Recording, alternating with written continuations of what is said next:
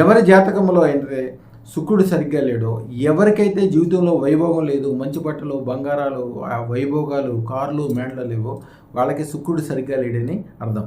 శుక్రుడు శని ఇద్దరు చట్టపట్టాలు వేసుకుని తిరుగుతుంటారు లైలా మజ్నులాగా. శుక్రుడు ఖరాబ్ అవ్వగానే శని కూడా విపరీతమైన బాధలు, ఒళ్ళు నొప్పులు, ప్రతి పని నీరసం చేయటము, వెనకడుగు వేయించటము, భయం ఉండటము, రకరకాల ఇబ్బందులు ఉంటాయి వీళ్ళిద్దరూ. ఒక మంచి రెమెడీ ఉంటుంది, అదేంటంటే సరస్వం కా తేల్, ఆవ నూనె తీసుకొచ్చి దాంట్లో అత్తరు అంటాం కదా, అత్తర్ని దాంట్లో కలిపి ఆ సువాసన కలిగింది రాత్రిపూట పాదాలకు రాసుకుని పడుకోవాలి. ఈ విధంగా 9 రోజులు చేయాలి. ఇలాంటి సందర్భం అసలు రాకుండానే శుక్రుడు బ్రహ్మాండంగా మీకు, మీ పిల్లలకి, మీ భార్యకి, మీకు సంబంధించిన సంసారానికి విపరీతమైన ధన సంపదలతో కురవాలనుకుంటే అదృష్టరత్నం ధారణ ఒకటే. శుక్రుడు, శుక్ర శాతరత్నం లేదా మహత్ ధారారత్నం, ఈ రత్నాల యొక్క అద్భుతం యొక్క ఫలితాల వలన విపరీతమైన ధన సంపదలు కలుగుతాయి.